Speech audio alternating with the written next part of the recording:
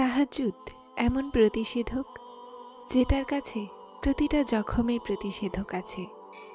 শুধু তোমাকে বিশ্বাস রাখতে হবে, তারপর ওই জখমও ভরে যাবে, যা তোমার মনে হয় কখনো সারবে না। আর সেই কাহিনীও সম্পূর্ণ হয়ে যাবে, যা তোমার মনে হয় যে সেটাকে কেউ সম্পূর্ণ করতে পারবে না। আর এটা ভুলো না, তোমার রব সব কিছু করতে পারেন, সব কিছু।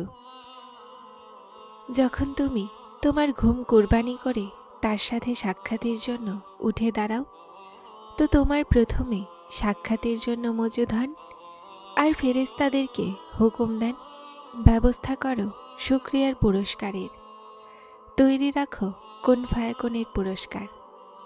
তারপর ফেরেশতারা বলে, ইয়া আল্লাহ, আজ এমন কোন মেহমান আসতে চলেছে? তো আল্লাহ গর্ব করেন আর বলেন, আমার একজন বান্দা ক্লান্ত হয়ে গেছে, আজ সে আমার সাথে সাক্ষাৎ করতে আসছে, আমার সাথে কথা বলতে আসছে, সমস্ত ক্লান্তিকে দূর করতে আসছে, আমাকে রাজি করাতে আসছে, আর আমার ইচ্ছাতে রাজি হওয়ার জন্য আসছে, শোনা আর শোনানোর জন্য আসছে। তাহাজ্জুদের নামাজের জন্য কোনো বয়সের বাধা ধরা নেই। যার কাজ থেমে আছে, বিপদে ডুবে আছে, শান্তির তলাশে আছে, সন্তানের চিন্তায় আছে, এটা সেই সময় যখন সবার কথা শোনা হয়। শুধু ঘুম কুরবানি দিতে হবে আর ওই রবকে রাজি করতে লেগে যেতে হবে। তিনি বান্দার অনেক নিকটে, আর নিকটবর্তী হয়ে তিনি প্রতিটা হাজতও শোনেন। শুধু আমল করতে হয়, কুরবানি দিতে হয়, তারপর সব কিছু পাওয়া যায়। আপনার তাহাজ্জুদ পর্যন্ত আসা এই কথার প্রমাণ যে আপনার দোয়া কবুল করা হয়ে গেছে। তাহাজ্জুদের সময়ে আপনার ছোট থেকে ছোট ডাকও সোজা আরশ পর্যন্ত চলে যায়। যখন আপনি আপনার রবের মুখাপেক্ষী হন, তো আপনার রব বলেন, চাও, যা চাও আমি শুনব। কোন ফরিয়াদ এনেছ আমার কাছে চাও, আমি পূরণ করব। তারপর যেই মুহূর্তে আপনার হাত আপনার রবের সামনে ওঠে, আপনার জবান থেকে বের হওয়া প্রতিটা দোয়ার ওপরে কুন বলে দেয়া হয়। এটা ভেবো না যে তাহাজ্জুদে চাওয়ার পরও আমার দোয়া কবুল হলো না। ভাবো, যদি তিনি দোয়া কবুলই না করতে চাইতেন, তো তিনি তোমাকে তাহাজ্জুদ পর্যন্ত আনতেনই কেন? তাহাজ্জুদে কবুল হয় প্রতিটা দোয়া। যদি আপনার কোনো কাজ আটকে আছে অথবা চিন্তায় ঘিরে আছেন, আর আপনার মনে হচ্ছে যে এখন আর কিছুই হতে পারে না, এখন কোনো রাস্তা নজরে আসছে না, তো আপনি তাহাজ্জুদ শুরু করে দেখুন। মাশাআল্লাহ, তাহাজ্জুদের দোয়া অসম্ভবকে সম্ভব করতে পারে।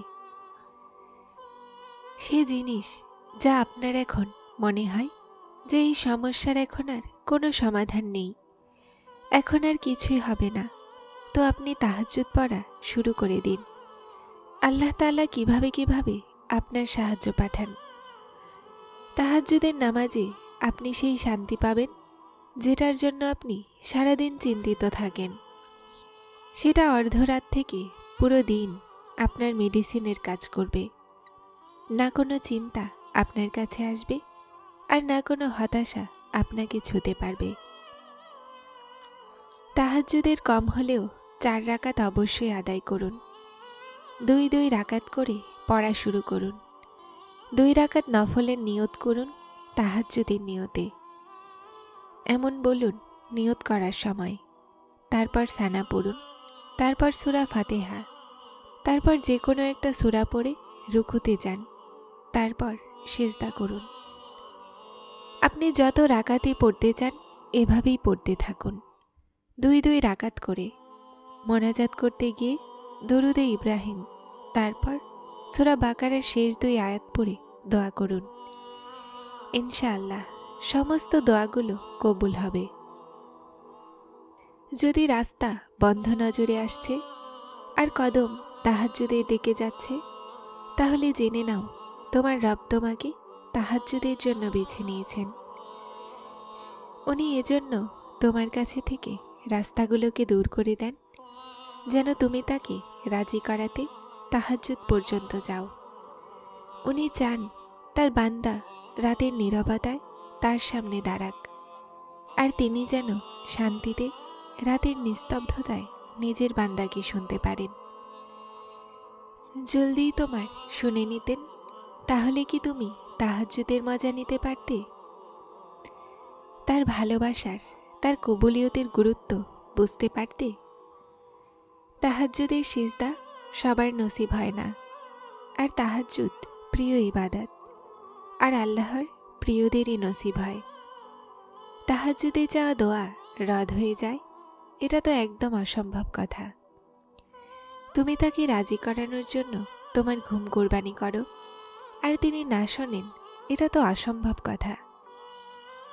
তাহাজ্জুদের নামাজ আল্লাহ বানিয়েছেনই কবুলিয়তের জন্য। যদি কোনো দোয়া তোমাকে তাহাজ্জুদ পর্যন্ত নিয়ে গেছে, তাহলে জেনে নাও তোমার দোয়াগুলোর কবুলিয়ত হয়ে গেছে। তাহাজ্জুদের নামাজ মজেজার মাধ্যম। যখন তোমার সব রাস্তাগুলো বন্ধ নজরে আসছে, তখনও তিনি একটা রাস্তা খুলে রাখেন, তাহাজ্জুদের রাস্তা। তাহাজ্জুদ তোমাকে আল্লাহর নিকটবর্তী করার মাধ্যম। তাহাজ্জুদ তো আল্লাহকে মনের অবস্থা খুলে বলার মাধ্যম। যার হয়ে গেল একবার তাহাজ্জুদের মায়া, তারপর সে তার রবের সাথে সাক্ষাতের মায়া লেগে যায়। যেই রবের এক হুকুমে কোরআন নাজিল হয়ে গেল, তোমার কি মনে হয় তিনি তোমার নসিব বদলাতে পারবেন না?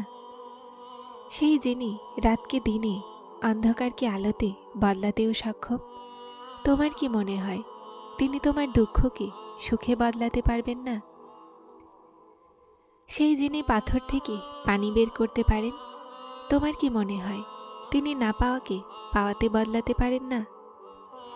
সেই যিনি সমস্যা আসার আগেই দূর করে দেন, তোমার কি মনে হয় উনি জানেন না তুমি কোন দুঃখে আছো? সেই যিনি গুনাহকে তোমার চেহারাতে প্রকাশ করে দেন না, তোমার কি মনে হয় তার চেয়ে বেশি তোমাকে কেউ ভালোবাসতে পারে? সেই যিনি হাজারো ভুলের পরও তোমাকে ক্ষুধার্ত থাকতে দেন না, তাহলে তুমি কিভাবে ভেবে নিলে তিনি তোমার সাথে কিছু ভুল করতে পারেন? দোয়াগুলো আল্লাহর থেকে সমস্ত কথায় রাজি করিয়ে নেয়। মজেজা তখনই হয় যখন তুমি চাওয়ার পরে অপেক্ষা করো। যখন মনে খেয়াল দানকারীও আল্লাহ, তাহলে ভাগ্য লিখবেনও তিনি। যখন পরীক্ষা দেনেওয়ালা আল্লাহ, তো পরীক্ষা থেকে বেরও করবেন তিনি। যিনি তোমার মনকে আজ সবর করতে শিখিয়েছেন, তো সবরের পরীক্ষা দিয়ে পুরস্কারও দিবেন তিনি। যিনি দোয়া চাওয়ার তৌফিক দিয়েছেন, সেই দোয়াকে কবুলও করবেন তিনি। যার তাহাজ্জুদের সিজদা নসিব হয়েছে, তার নসিবে চাঁদের হাট লেগেছে।